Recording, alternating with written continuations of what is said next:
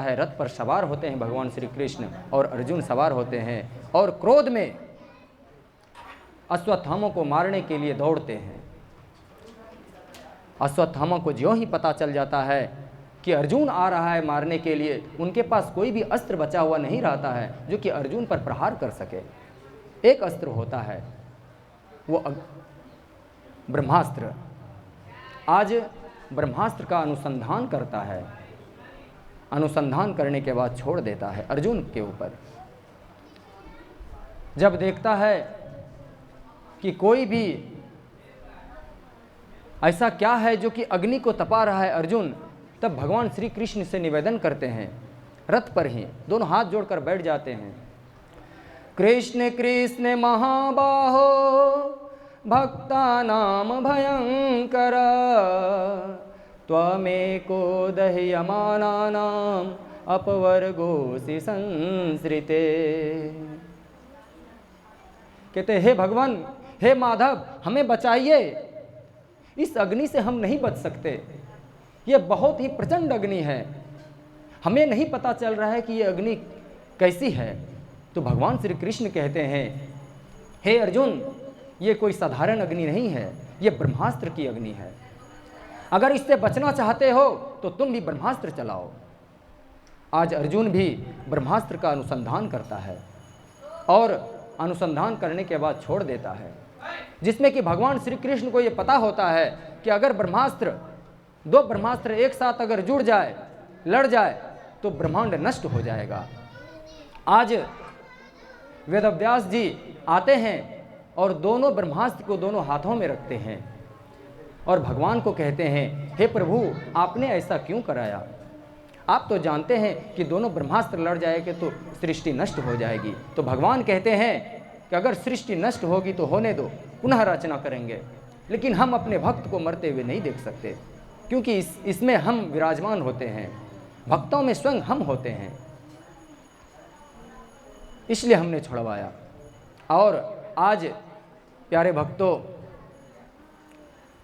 भगवान श्री कृष्ण को वेदव्यास जी कहते हैं कि अर्जुन से बोलिए कि ब्रह्मास्त्र लौटा ले, और अश्वत्थामा को भी बोलते हैं तुम ब्रह्मास्त्र लौटा लो, लेकिन अश्वत्थामा को ब्रह्मास्त्र लौटाने की विद्या नहीं आती थी।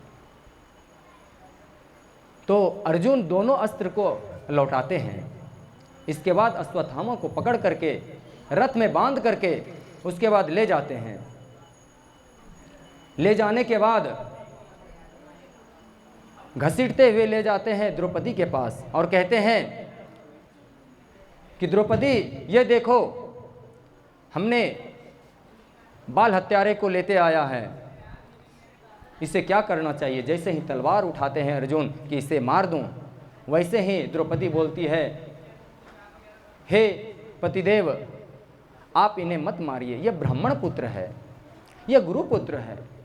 प्यारे भक्तों, ये भारतीय संस्कृति, भारतीय नारी है। अभी तो अपने बेटे के लिए विलाप कर रही थी, और अभी किसी माँ के लिए कि अगर इस बेटे को मार दिया जाए तो गौतमी जो उनकी माँ होती है वो भी विलाप करेगी, और गुरुपुत्र को, ब्राह्मण को कभी मारा नहीं जाता। ये बात सुनते ही भीम कहते हैं, अगर तुम नहीं मारोगे तो मैं मारूंगा। तो फिर मना किया जाता है। उसके बाद पांचों भाई द्रौपदी सहित देखते हैं भगवान श्री कृष्ण की ओर। भगवान श्री कृष्ण इशारा करते हैं कि ब्राह्मण को तो मारा नहीं जाना चाहिए, लेकिन बाल हत्यारे को छोड़ा भी नहीं जाना चाहिए। ये भगवान श्री कृष्ण की टेढ़े चाल और टेढ़ी बात किसी को समझ में नहीं आया। तब फिर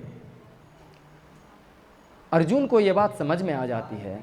अर्जुन कहते हैं कि इनकी मणि निकाल लो, जो जन्मजात मणि है इनके पास, मणि निकाल लिया जाता है।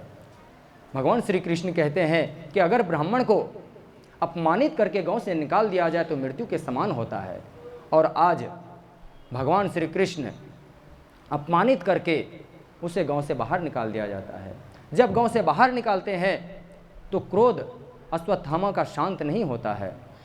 वह सोचने लगते हैं कि हमने पांचों पांडव के पांचों पुत्र को तो हमने मार दिया, लेकिन एक और बचा है, जो महाभारत के युद्ध में